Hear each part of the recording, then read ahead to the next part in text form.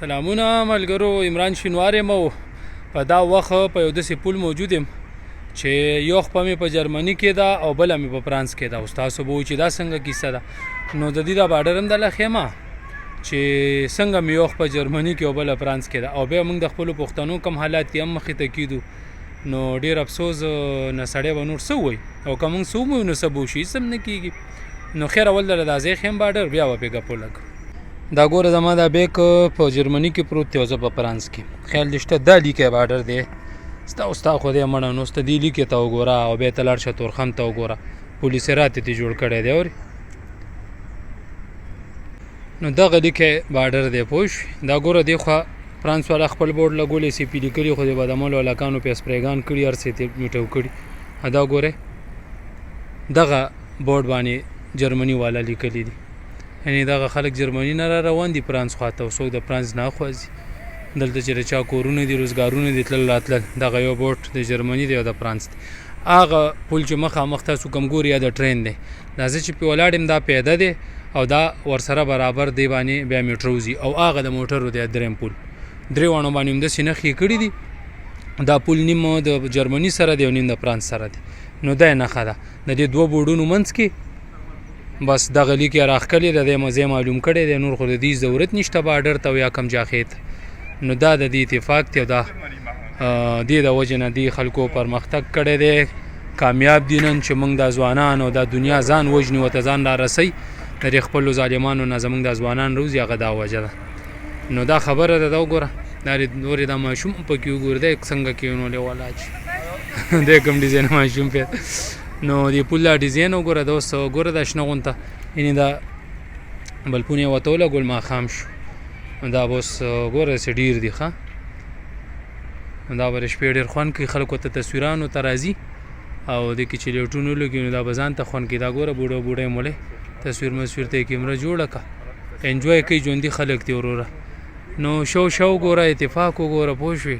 اخوا ګوره هغه هوټلي موټلې هغه ځایونه هغه د جرمني دي. زه ورغلی یم ټول ما هم لیدم، ویډیو تاسو به یا لیدلي یا به یې د نه پس ګورئ. او دا چې کوم دی د فرانس ایریا ده، پوه شوې. نو دا خبرې اترې دي، دې کې به سړی څه ووایي یار.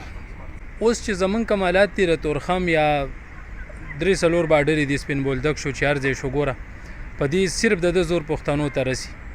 دا نن مولي دا 2 ورځې وړاندې چې په تورخم کم غوبل وشو، خو بیا افسوس خبره خو دا ده چې دا کم خپلو کې لاندې وتي دي، دغه غاړې او دغه غاړې دا ټوپک ماران، نو دې کې هېڅ هم نه کېږي. هغه خوار غریبانان لاندې پکې لګي. او زما د تجربې مطابق چې په دې لیکه زمونږ هم تلي راغلي، ژوند هم کړی، د هغه ځای خلک یو. نو زه وایم چې هغې دا پوستې چې چېرته دي، دا مورچې چېرته دي، ډېرې اوچتې دي، او تورخم لاندې کنده کې په سړکونو خلک ځي، خوړونو کې ځي. نو مورچو والا نه لګي، لاندې خلک لګي. معلومه دا شوه چې کستن د پښتانه خرابوي، ختموي یې. 15-14 کسان د منځه لاړه، لکه 15 کورنۍ ویجاړې شو، ورانې شو. نو اخر تر کومه به دا لوبه چلي د دې باډر وګوره، د هغې وګوره. ته خو دلته باډر کم دی، دغه لیکه مې دله وښوده څه شوه دغه. نو دا د دې ورور دا باډر دی، د حساب کتاب دی، ضمیر زمونږ څه شو، پوه شوې. دعوې څومره غټې کوو، او بیا هغه خوار غریبانان، او په هغه لیکه خلک ځي څوک، په هغه لیکه خو هغه خلک ځي چې کوم مریضان دي. نور خو کار ژوند خو د پښتنو هسې هم تباه شو، ټول لاړه یو خوا بل خوا.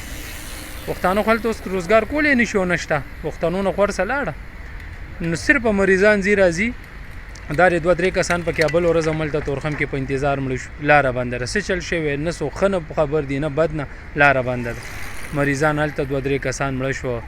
نور مزید څومره مشکلات دي، چا دوی ونه شوه، چا د اپریشن تاریخ ورکړی و لا نړه، لکه څومره نقصانات وشو صرف د پښتنو. که دا اوس د بل کم قوم شوی وی، دنیا به ویل چې نه انساني حقوقو سره دا ظلم کېږي، خو پښتانه خو نه پوهېږم چې دا چېرته اوبه وروړي دي که څنګه. بهرحال دې شیانو کې زه ګوتې نه وامه، خو بیا هم هغه انسان خفه شي چې د پښتنو سره څه کېږي.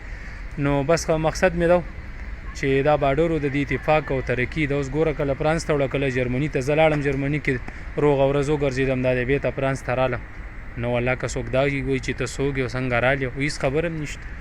نو دا خبرې دي وروره. نو دغې پول نه او د دې باډر نه اجازه غواړم. خدای پامان.